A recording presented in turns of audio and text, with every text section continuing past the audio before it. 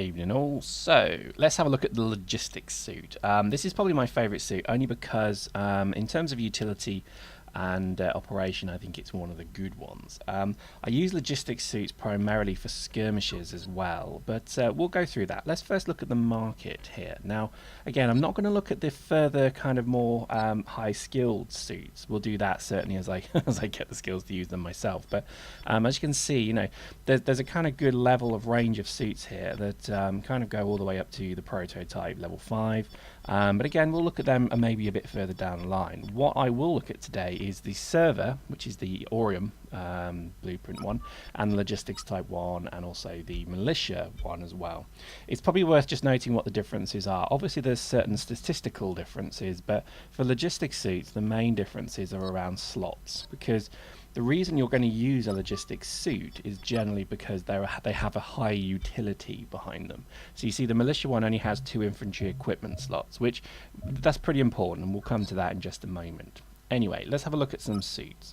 Again, let's make some from scratch. So here's just the range of suits I have currently. Now, the server logistics type 1, I think, is maybe one of the only Orium blueprint suits that may be worth purchasing. Having said that, only because I die a lot in them.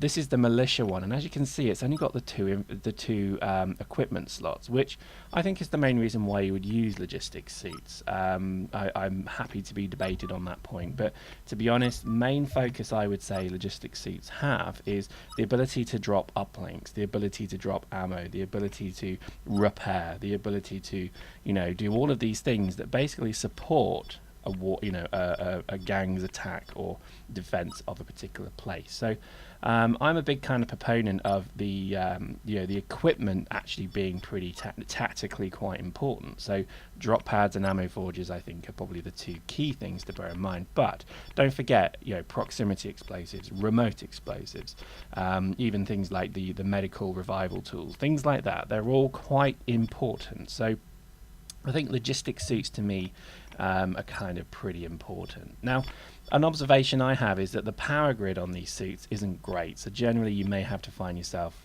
you know, messing about with PG expansion units. Also, the stamina is pretty terrible as well. If you're going to find yourself running and gunning with logistics suits, just consider putting on the booster there, so you get 25% extra stamina, but also it regenerates quicker as well, just because I always find that halfway through a run I'm actually having to stop and slow down, which isn't particularly good.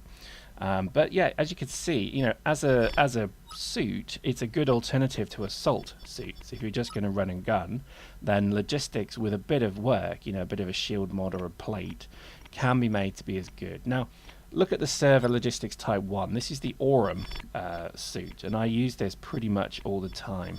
And its main focus for me is very much putting equipment on the field. So it's the drop pads, it's the ammo forges and all that. Now, it's also, I think, probably one of the best sniper suits you could have. And let me just show you some theory crafting here around sniping, because there's nothing worse when you're sniping when you get counter-sniped and then you're dead. The ability to drop a spawn pad near where you're sniping, but also ammo forges to keep you going, I would say are absolutely critical. You don't have to worry too much about dying that much as a sniper as well, because, you know, you're not going to lose 20, 30 kills each. You're not going to die that many times each round. So it actually has a real benefit to put some pretty high level spec gear on this, so don't worry too much about the cost. But sniping, obviously you should always try and fit 2 damage mods, or if you can fit 3 with the higher suits. But I think, you know, really just 20% damage on the sniper rifle gives it a phenomenally powerful punch. Now, you may have to again mess about with the CPU and the power grid just to get these to work, and to be honest, I know the complexities of this is not dissimilar to any EVE ship fitting. It's always about what can you fit within the confines of the ship, rather the power grid and the CPU, and in this case it's the suit. Okay, so I think really that's kind of a key point. So let me just show you. This is actually my current sniper fit for tactical and charged sniper rifles. I actually, it's not a problem to have empty slots, so I don't necessarily need grenades when I'm half the other way across the map. And I don't necessarily need a 3rd equipment slot either, so I could use the militia suit for this fit, more or less. I may have to do a bit of messing about with the power grid, but as you can see, this is it. You need a spawn pad, you need ammo forge, and then this gives me pretty much a whole map, a whole round of sniping pretty much easily from there.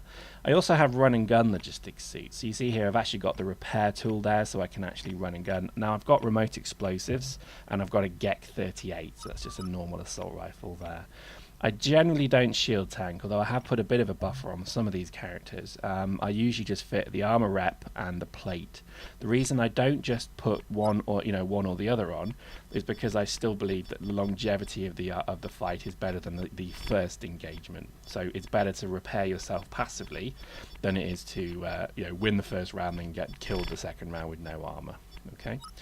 In terms of, I think, then logistics drop suit as well, let's have a look at the militia one once again. I think, again, there are some quite funny capabilities with this suit. The ability to follow heavy suits around with this, repairing them, is actually pretty important. Now, bear in mind, you get war points for repairing, so there's actually in your interest to repair things here. Okay. Also, I think from a general point of view, I like the militia suit with the mass driver as well.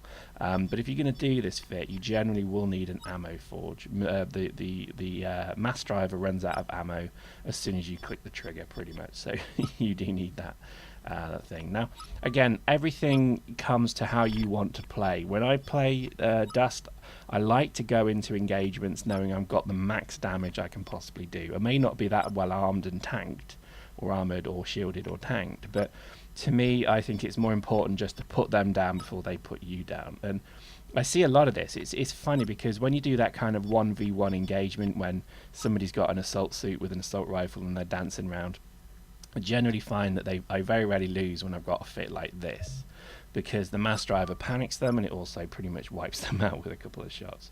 So it's worth considering. I think, certainly the ability, for example, the suit like this, I can repair others. I can also be repaired through the passive repair of that fit. And it's a pretty cheap suit in terms of how much it costs to do as well. Now, there are other things we can do with this suit as well. We can make perhaps an anti-vehicle suit here. Now, again, everybody's kind of saying that, repairing vehicles is a stupid thing to do, but if you actually look at the stats, the repair gun has a bonus for repairing turrets and vehicles. It actually does a lot more repairing per cycle than it does for a suit.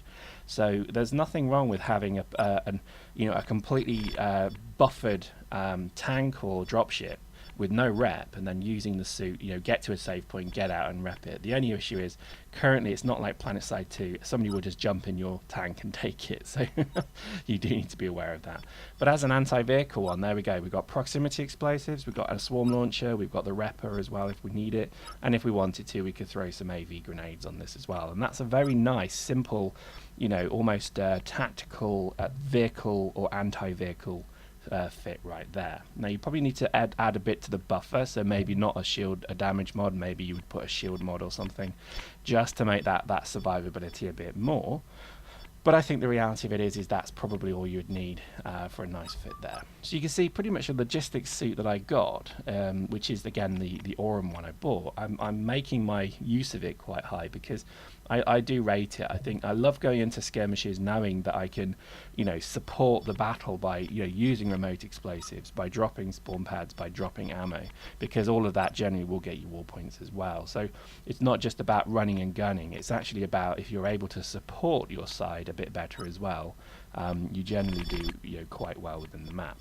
And I think also because a lot of these fits are not terribly expensive, they're quite fun. Now, you can also have a bit of fun. I mean, I've never done a shotgunning logistics suit yet. There's probably no real benefit to do a shotgunning suit yet.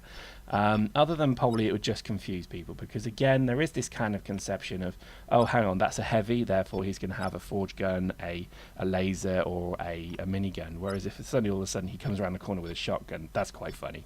So always try and startle your enemy with funny fits, because at the end of the day you never know, that may just work. So a logistics guy with a spawn pad who can run just as fast as maybe a scout suit is actually quite an interesting concept.